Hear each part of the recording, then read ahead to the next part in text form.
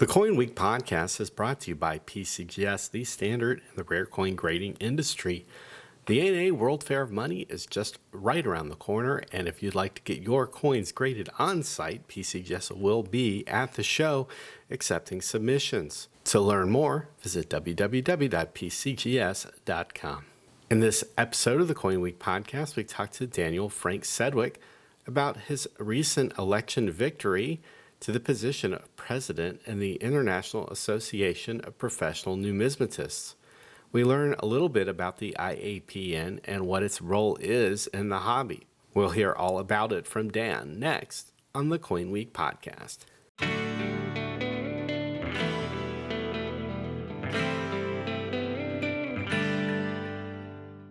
Hi, Dan. Thanks for joining me on the CoinWeek podcast. Thank you very much. Dan, you've been elected president of the IAPN, the International Association of Professional Numismatists. It's a prestigious organization, but many collectors are not familiar with it. Please tell our listeners what the IAPN is and what role it plays in the coin hobby. As I was developing as a coin dealer, I always knew that there was an organization in my mind that was overseas, even though now it's easily thought of as global, but even 10 years ago that concept might have been a little bit different. But it's an organization that's been around since 1951, so it's pretty much one of the longest standing organizations of professional coin dealers. And it has always, within that time, had a very high standard of ethics and a code of honor among the dealers. You know, rather than being something like the ANA or the ANS where it's collectors and dealers together, basically anybody who is interested in coins, this is an organization that is restricted to professionals and specifically dealers in coins or related to that. And a lot of what we do within the IAPN is basically stand up for each other, examine what kind of challenges are being presented in the field and what we as an organization can do beyond what the individual can do. And in a way, to me, it feels like a kind of like a medieval guild, if you were, where all the different craftsmen would get together and kind of unionize. It's sort of like that. But my interest, obviously, was starting out as admiration, and then I was accepted into it. And little by little, I've done more for the organization and was asked to be president, and now here I am. How unusual is it for an American coin dealer to hold the position of president in the IAPN? The United States coin dealers make up maybe about half of the membership, so there's quite a lot of representation there. And I do know that there is at least a tradition, if not a requirement, that from one term to the next, from one president to the next, it swaps between Europe and the United States. So my immediate predecessor, whom I respect very much, is a gentleman from Switzerland who's held the post for 6 years. And before he became president, there was Eric McFadden of CNG was president for one term. Before him was a president from the UK, and then for 3 terms was Arthur Friedberg of the United States. So like I say, if you go back far enough, I'm sure you'll find plenty more U.S. presidents. It's just after such a long term for Arnie Kirsch of Switzerland, it's nice to have the presidency back in the United States. It seems to me that the coin market in the U.S. and Europe are dramatically different. We are fortunate that we live in a very large and for the most part stable country economically, and that there is an intense interest amongst collectors here for coins and money that carries the story of American history with it. Europe is made of much smaller countries and has experienced far more turmoil. Not only do their coins have the potential of being much older than ours, but also much more diverse. In America, we have essentially classified, categorized, and commoditized our coins in ways that just aren't possible to carry out in Europe. And in America, we have adopted a grading system and a certification apparatus that dominates our market. The Europeans have been reluctant to do that, and their collecting culture is markedly different than our own. So as an American dealer involved in the IAPN, under your leadership, how do you hope to bridge that cultural collecting and dealing divide? Well, it's a good question in as much as it's exactly what the IAPN serves to do. As I mentioned, probably about half of the membership is United States coin dealers, not necessarily dealers in United States coins, but dealers within the United States. So they bring a different perspective to all the Europeans in the IAPN. And let's not forget also that there are a few Asian dealers, one African dealer, and then even a dealer in South America. And we are looking to expand membership in all of those fringe areas, if you will. But the idea behind it all is to kind of bring all of our experiences together and try to, if not homogenize it, at least see eye to eye on the most important things, which generally these days concern governments and the illegality or restrictions, rather, of import and export. It's a big problem. The concept of cultural heritage crossing borders has full scale gone into coins, and it's in addition to my role as president, I'm also the chairman of the International Trade Committee, and on a constant basis I'm getting emails and phone calls related to various changes in import and export restrictions, either from the EU or the United States or in individual countries in the European Union or the UK. It's a big problem. It's a big issue for anybody who deals in coins that cross borders. It's easy enough for coin dealers in the United States who never ship coins overseas or receive coins from overseas, but for all of us who are in the IAPN, we are dealers who most certainly send coins across borders all the time, and it's a very important issue. So it's very important for all of us to, like I say, kind of be on the same page and fight together as opposed to just on an individual level. And that's, I guess that whether or not we have the same collecting habits in Europe or U.S., the fact is we're all dealing in coins, and we all have to kind of come up with a good way to look at coins from a legal and government perspective. So that's probably one of the biggest roles of the IAPN.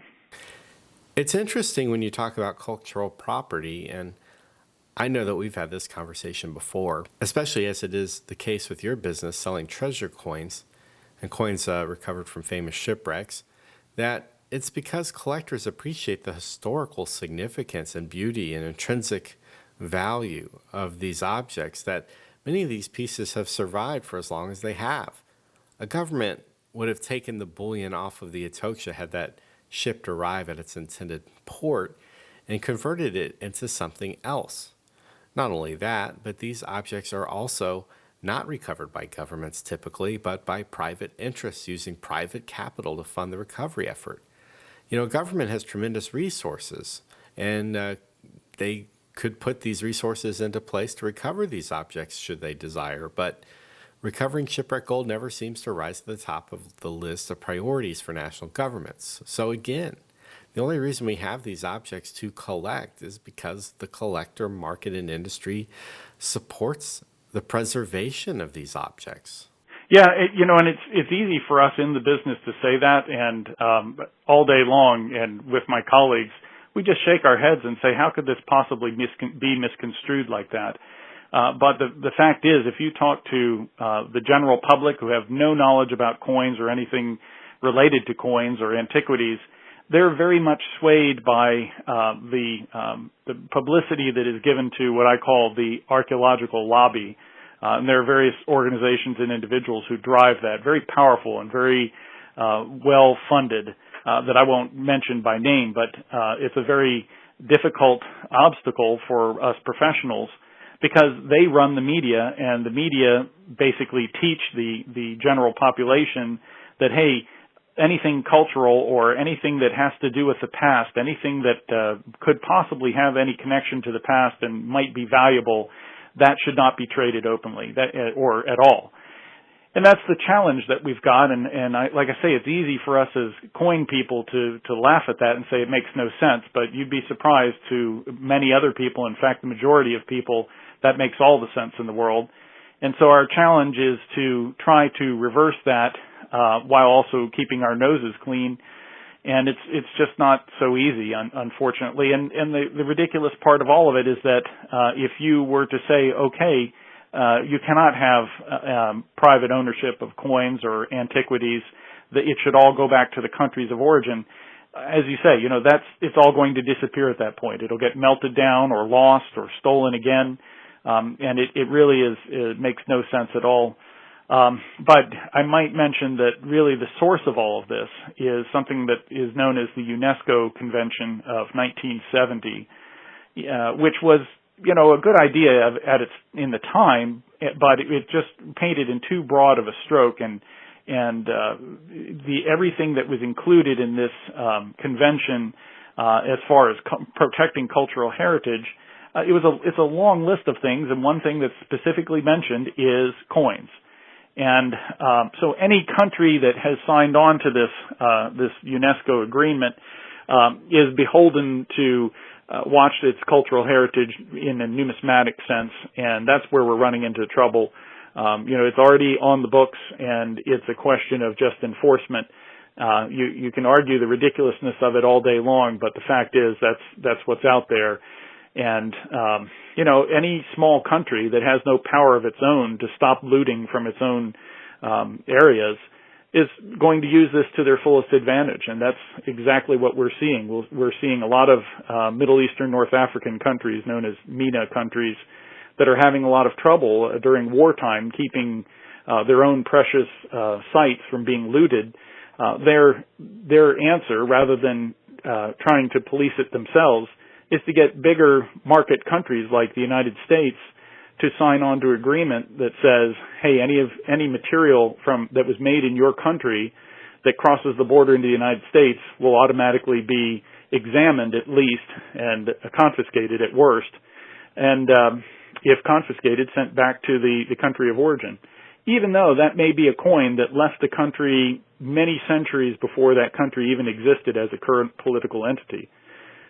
So again, it's ridiculous, but we're fighting something that's been on the books now for 50 years or almost 50 years, and it's kind of hard to explain why it's taken this long to get to this point, except to say that right now we have a very well-funded archaeological lobby that is calling the shots, and all we're doing is trying to mitigate the damage and survive for another day, basically.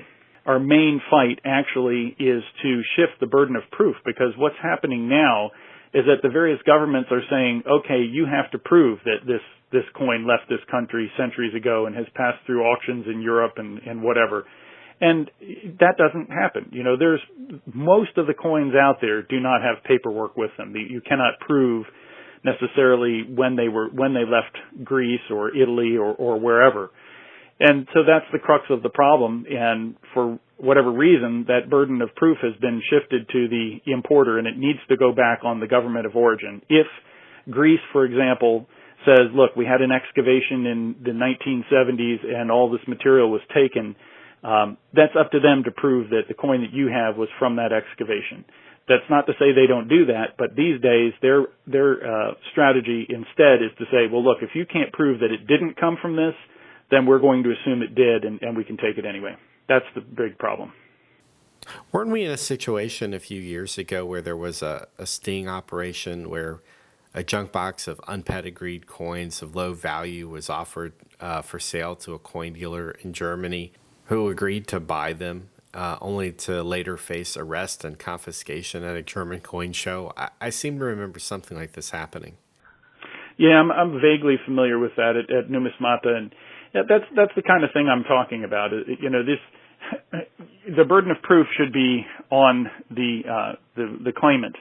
It should be on the country that says this was illegally taken, and it rightly so. If something is taken from Syria in like the past year or something like that, there should be some record of it. If a museum was looted and the material was taken from the museum, there should be some record and some way to prove that came from there. But my point is that rather than having that burden of proof, it's the other way around. You have to prove that that's not where your coins came from. And it's a very difficult task, and impossible, in fact. But that's why most of what I've been doing for the IAPN as International Trade Chairman is to work with the government in the EU and the United States government through attorneys and lobbyists to make sure that the wording is at least where it needs to be. There's not much we can do to fight the concept of coins being cultural patrimony, although we are attempting that too, but we have to kind of take it one challenge at a time. And we do what we can, and we pay what we can too. Again, in numismatics, we're really just a small lobby. Unfortunately, we're up against a very big lobby with a lot of money. But the good news is that the feedback we get is that the numismatic lobby is actually quite strong for what it is. So we keep trying that, and little by little we make some progress. We redrum some sense into the people in charge. We have, for example, we have IAPN members in the United States. Recently we had them write letters to their congressman to fight an anti-money laundering initiative that was defeated last year, and it'll be up for vote again this year, but I expect that we'll have the same type of campaign from our members to get together and understand what they need to do and then do it to affect our government change. So that's mainly what we do with IAPN. So other than this issue, which I think we could both get worked up over and talk about it all day, what are the other pressing issues that the IAPN is trying to address? Yeah, no, I'm glad you brought that up because the one thing about international trade is that it is currently so negative, and I don't like to dwell on the negative parts because there really is so much good stuff going on. I guess maybe another negative thing you could say is that the IAPN does a pretty good job of weeding out counterfeits. The negative part being that there are so many counterfeits. But we're currently working to make our website quite a bit more dynamic in that regard, and just kind of policing the business for making sure that companies are not selling counterfeits. And then lately we've been doing more to promote the hobby in general and get more interest together. Probably our biggest impact in that regard is the annual IAPN Book Prize. And our chairman of that committee, Peter Preston Morley of Dix Noonan Webb, has done an excellent job and has come up with many book titles every year for us to vote on for the IAPN Book Prize. This year it happened to be won by an American, Kathy Lorber, for a book on Greek coins that she published through the ANS. And she and the publisher will be on hand at the ANA show in Rosemont, Illinois in August to receive the prize. I believe it's $1,000. It might be Swiss francs. I think it's 1,000 Swiss francs. And we'll have a cocktail party and a ceremony to celebrate that. And what the long and short of it is that with every year that has become more of a prestigious thing for authors, and more authors are approaching us now and asking if they could be considered for the IAPN Book Prize. And even if they don't win, to them it's an honor to be considered and to be voted on. And as a matter of fact, the second place book for this particular year was a book about U.S. gold coins by John Danruther.